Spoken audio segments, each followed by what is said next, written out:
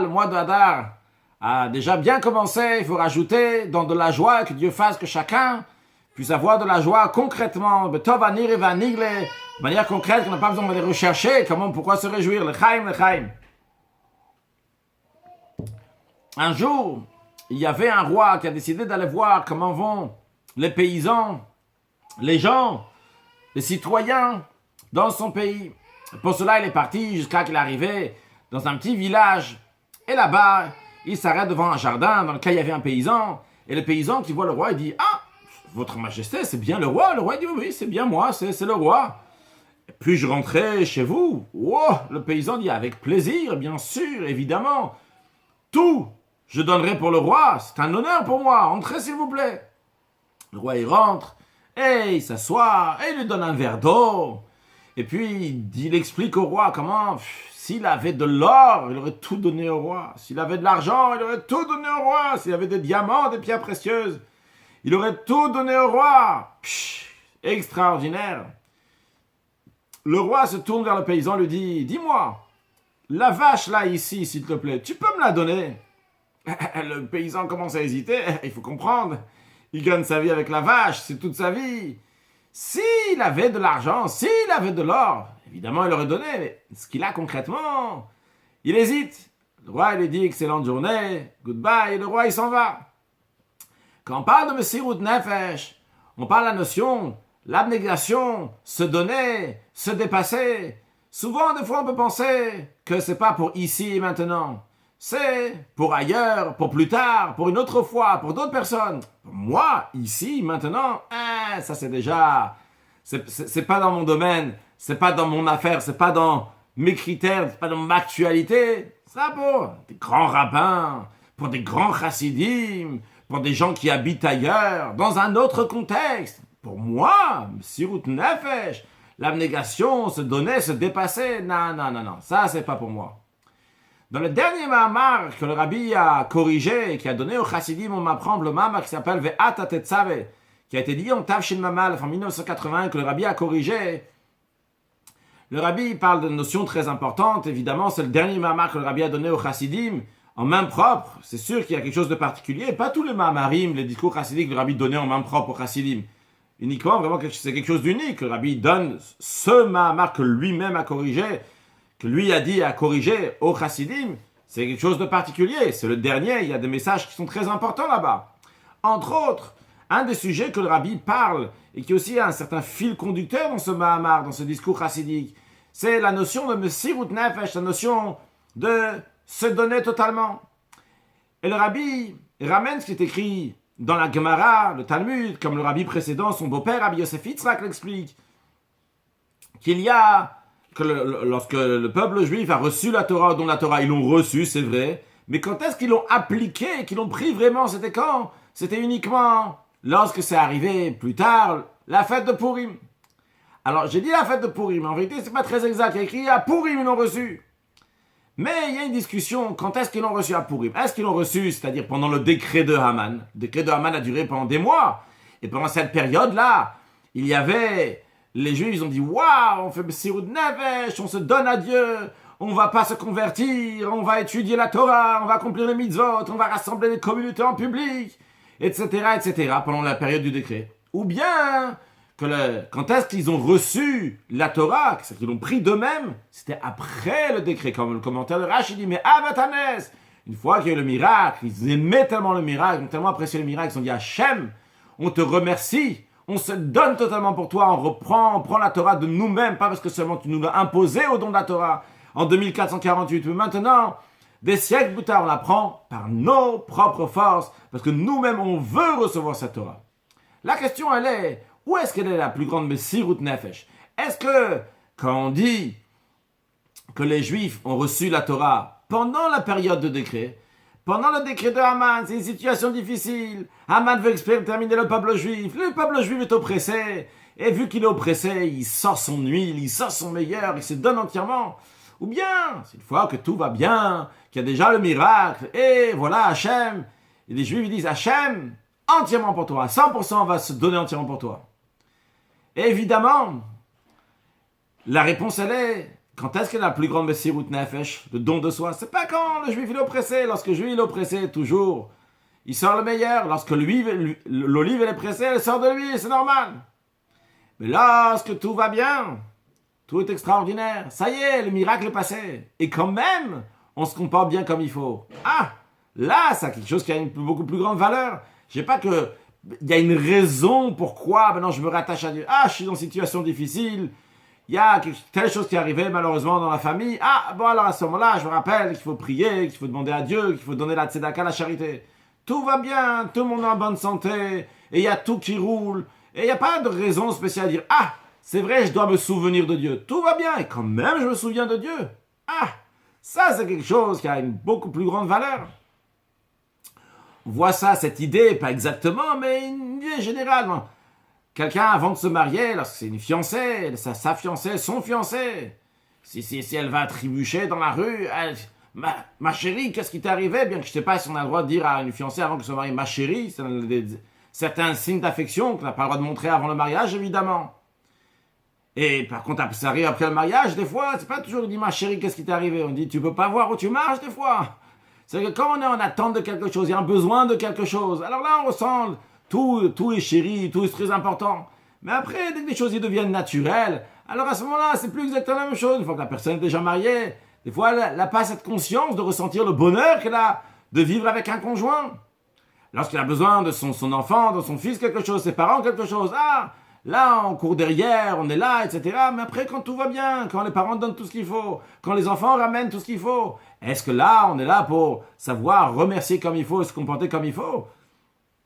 Ça, c'est déjà un autre monde. D'ailleurs, vu qu'on a parlé de mariés, fiancés, etc., il faut savoir qu'avant le mariage, c'est avant le mariage. Après le mariage, c'est après le mariage. Chaque chose a son temps. Comme le Rabbi a dit plusieurs fois, que quand on se rapproche trop avant le mariage, eh bien, ça peut faire que malheureusement, après le mariage, il y a un éloignement, parce que comme Shlomo HaMelech dit, il y a un temps pour chaque chose. Il y a un moment donc, pour se rapprocher, un moment pour avoir des distances. De même aussi après le mariage. Lorsque c'est le moment de prendre des distances, c'est le moment de prendre des distances. C'est ça ce qu'il va faire après, qu'après, il pourra avoir un rapport bien comme il faut. Alors revenons à ce qu'on disait, lorsqu'il y a besoin de quelque chose, lorsqu'on est dans une situation de détresse, on se tourne vers Dieu. Non, ça peut être normal. Mais lorsque tout va bien et qu'on se tourne quand même vers Dieu, ah, ça c'est quelque chose d'extraordinaire. Et le Rabbi dit dans l'idée, c'est pas dans les mots là-bas dans le Mama, mais c'est l'idée, c'est que il y avait des Juifs qui étaient en Russie. Lorsque les Juifs étaient en Russie, ils ont fait Messirut Nefesh, ils sont donnés, ils étaient contre le communisme, ils ne sont pas laissés avoir, ils ont fait tout ce qu'ils devaient faire, ils ont fait attention à chaque petit détail de la Torah et des mitzvot, à chaque instant réfléchir comment je peux faire pour diffuser encore du judaïsme. Mais lorsqu'ils sont arrivés en Amérique, tout va bien, tout extraordinaire, il n'y a personne qui va t'empêcher de faire le judaïsme, tu peux. Et c'est là, à ce moment-là, de voir, est-ce que vraiment je fais ou pas. Et ça, c'est la vraie Messirut Nefesh, ça c'est le vrai don de soi. Je fais, pas parce qu'il y a quelqu'un d'autre qui va faire, alors moi aussi je vais faire. Tout simplement, on voit qu'est-ce que toi tu es maintenant. Pas parce que quelqu'un d'autre t'a empêché, dit, ah, je vais lui mettre les bâtons dans les roues. Ah, il me met les bâtons dans les roues, je vais faire encore plus. Ah, je suis dans une communauté, l'autre communauté elle va faire, ah, moi je vais faire encore plus. Il n'y a rien du tout, il n'y a personne qui t'empêche, il n'y a personne qui te pousse, il n'y a rien du tout. Vois maintenant comment t'es attaché, comment tu fais Messirut Nefesh. Ça, c'est le rôle de notre génération. Le Rabbi a dit une fois, quelqu'un dit Chidou dans les années 60, si je ne me trompe pas. Le Rabbi lui a dit, ce n'est pas les Juifs, c'est pas les Juifs de Russie qui vont amener le Mashiach, c'est pas les Juifs du Maroc qui vont amener le Mashiach, c'est les Juifs d'Amérique. Et le Rabbi lui a expliqué qu'est-ce qu'il voulait dire. Le Rabbi lui a dit, les Juifs de Russie étaient oppressés, évidemment qu'ils demandent la vie de Mashiach. Les Juifs du Maroc étaient pauvres, c'est normal qu'ils demandent la vie de Mashiach. Dieu il a dit, voilà, je vous donne l'Amérique. Tout va bien, vous pouvez étudier la Torah, vous pouvez faire de l'argent. Maintenant, montrez. Est-ce que vraiment vous voulez Mashiach? Évidemment, le Rabbi parle des Américains, mais le Rabbi parle aussi pour les Français, quand le Rabbi chérit les Français, quand les Français sont extrêmement importants toujours aux yeux du Rabbi. C'est comme ça, je le pense. Le Rabbi a toujours donné énormément d'importance aux Français, et que sur la sikha que le Rabbi a parlé sur la France, ou des sikhot que le Rabbi a parlé sur la France, c'est la particularité, la tchouva qui a été faite en France. C'est extraordinaire. Alors, lorsque arrive cette période-là du mois de Hadar, qu'on revit avec ce Mahamar du Rabbi, à nous mettre dans la tête, fais Messirut Nefesh, don de soi, pas parce qu'il y a une oppression, même quand tout va bien, quand tout roule normalement. J'ai une journée normale, mais je vais dire, je vais prendre de mon temps pour étudier la Torah. Il n'y a pas d'oppression, il n'y a pas de communisme, il n'y a personne qui va m'empêcher. Mais quand je vais le faire, parce que c'est normalement, c'est ce que je dois faire. Je suis vraiment attaché à Dieu, c'est inné dans moi-même. Et ça, c'est un Messirut Nefesh, ça c'est l'abnégation. Littéralement, Messirut Nefesh, qui veut dire le don de soi, comme le Rabbi a traduit plusieurs fois, il ne s'agit pas de donner notre vie. Ça, c'était à l'époque. Malheureusement, quelles que soient les raisons, mais en tous les cas, les gens devaient donner leur vie pour faire Torah Mitzvot. Aujourd'hui, il faut donner Messirat Haratzon.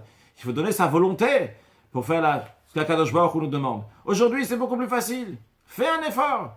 À la place de faire quelque chose qui n'est pas nécessaire, étudie la Torah.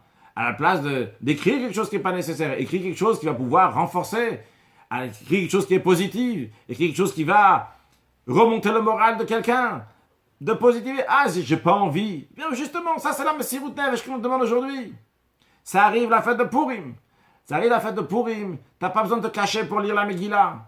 T'as pas besoin de te cacher pour faire Mishloach Manot, pour donner 2 aliments à un autre juif. T'as pas besoin de te cacher pour donner 2 pièces ou faire un festin. Baruch Hashem, grâce à Dieu aujourd'hui. Dans 99,99% du monde, on peut faire Torah Mitzvot tranquillement, sans aucun souci. Tout ce qu'on te demande, c'est Messirut Nefesh. En quoi elle s'exprime cette Messirut Nefesh? Appelle un ami. Dis-lui que Purim, c'est à telle et telle date. Tel et tel soir, il faut écouter la Megillah. Tel et tel jour, il faut écouter la Megillah. Va lui donner des Mishloach Manot. Va, partage. Et c'est tellement facile. Ça demande un petit effort. Il n'y a pas d'oppression. Il n'y a personne qui t'empêche. Tout va bien. Mais montre quand tu sors de toi-même, tu vas le faire. Cette semaine, je suis parti à la fac, comme d'habitude. Plusieurs fois dans la semaine, dans différentes facs. Et dans une des facs, lorsque je suis arrivé, il y avait une fille qui a pris un sandwich, qui a écouté un mot de Torah. Et, entre autres, d'ailleurs, elle n'a jamais pris de sandwich jusqu'à présent, ça fait déjà des années qu'elle est dans cette fac-là. D'ailleurs, intéressant, cette fille-là, il y a une autre juive qui était à la fac qui a découvert qu'elle était juive parce qu'elle a reçu un SMS dans l'amphi. Dans l'amphi, il y a 700 personnes. Mais juste cette fille-là était juste devant elle. Elle a vu qu'elle a reçu un SMS, au moment qu'elle a reçu un SMS, et tiens, tu as reçu un SMS de Menachem aussi. Est-ce que toi aussi tu es juive? Alors comme ça, ils se sont rencontrés. Déjà depuis quelques années. Elle a pris un sandwich cette semaine. Et je lui ai dit, bien sûr que c'est Purim. C'est Purim dans 2 semaines. Il faut écouter la Megillah. Ah, j'ai le concours, j'ai ci, j'ai ça, etc. Ah, ben, après j'ai découvert qu'elle s'appelait Esther en plus. Je lui ai dit, c'est sûr que tu dois venir. Elle a dit, ok, allez, je chauffe, je vais faire venir aussi ma mère avec moi. C'est extraordinaire. Qu'est-ce que j'ai fait? Rien du tout. J'ai parlé à quelqu'un. Je lui ai dit, viens écouter Megillah Esther, viens écouter la Megillah. Elle va venir, et pas seulement elle vient, elle amène aussi sa mère. Qu'est-ce que ça veut dire? C'est que tout simplement, tu fais une action, ça a une action sur cette personne-là, ça a même une influence sur des autres. D'ailleurs, évidemment, que je lui ai dit qu'avant que Mashiach va venir, il y a écrit que c'est les enfants qui vont ramener les parents au judaïsme, qui vont motiver aussi les parents au judaïsme. C'est extraordinaire, juste il faut le dire. À notre jeune, ce vendredi après-midi, j'ai vu, on a discuté encore pendant 20 minutes, une demi-heure. Il a dit de venir. Je n'ai pas parlé une demi-heure pour qu'il vienne. Mais quand il était pourri, mais qu'il fallait venir, il dit, oh, ok. Mercredi soir, je veux venir. Jeudi aussi, je veux venir écouter la Megillah. Qu'est-ce que j'ai fait? Rien du tout. Juste sortir de soi-même, sortir de la maison, sortir des dernières préparations pour Shabbat, évidemment, après avoir aidé la femme, etc. Mais il faut tout faire. Et aller voir un autre juif, partager, lui dire, c'est tout, lui dire. Prends ton téléphone, dis à un autre juif, viens. Envoie un SMS. Si tu as Facebook, alors écris ça sur Facebook, tu as un Twitter, qu'est-ce que ce soit, toutes sortes de moyens, de choses qui sont là pour diffuser la Torah et les mitzvot. C'est ça la Messirut Nefesh d'aujourd'hui. Alors d'un côté, on peut dire, c'est pas grand-chose. Qu'est-ce que c'est quoi? Juste, je suis sorti, je lui ai dit, et j'ai fait quelque chose. Il n'y avait pas d'oppression, il n'y a pas eu un grand truc derrière ça, qu'il ne voulait pas venir, et quand même il est venu, quelqu'un ne voulait pas, on a mis des bâtons dans les roues. Mais ça, c'est la pchitout, c'est la simplicité, quand le juif il est attaché avec Dieu dans toute situation. Même quand tout va bien, il n'y a pas d'oppression, on s'attache à Dieu. Ça, c'est la Messirut Nefesh, le don de soi dans notre génération. Et ça, ce que Rabbi nous demande, c'est pas, si j'avais été en Russie, là-bas, j'aurais été un chassid qui fait un grand fabringen, etc., etc. Qu'est-ce qu'on t'a demandé? Aujourd'hui, on t'a demandé, va mettre de filles à notre juif, va allumer les bougies de Shabbat à notre juif. Si j'avais été riche, si je vais avoir si je vais ça, on te demande de servir Dieu avec les moyens de ton bord, les moyens de ta génération. La Messirut Nefesh de la Russie, c'était pour la Russie. La Messirut Nefesh d'aujourd'hui et ici, pour nous, en France, ou que ce soit dans le monde, ça, c'est pour aujourd'hui, maintenant, comme ça. Alors que Dieu fasse, que chacun de nous va faire ce Messirut Nefesh, faire ce don de soi, de se donner pour faire ce que la Kadosh Baruch Hu nous demande de faire, et que ça passe par l'idée Avad Avanevim, par ses serviteurs, les prophètes, dans notre génération, le prophète, la génération qui est le rabbi, qui nous dit comment nous comporter et quoi faire, dans le sens, évidemment, le Shulchan Aruch, il reste toujours le même, le code de la loi juive. Mais comment partager, comment diffuser le judaïsme, dans quelle ambiance, dans quelle énergie, et dans quelle manière, comme le rabbi nous enseigne, eh bien de le faire, de le propager. Et par cela, on va voir Mashiach très prochainement, puisque de toute façon, quoi qu'il arrive, Mashiach il arrive, la question c'est comment nous on se prépare pour accueillir Mashiach. Et dans les derniers instants de l'exil, Akadosh Baruch Hu, il bénisse chacun dans tous les domaines, matériellement, spirituellement, avec une excellente vie, une excellente santé, une excellente parnassa, que chacun va trouver son mazal pour soi, ou s'il a besoin, bien pour les enfants, pour réussir dans l'éducation des enfants, que c'est un point essentiel, et que tous ensemble, on peut aller accueillir Mashiach now. Excellente journée.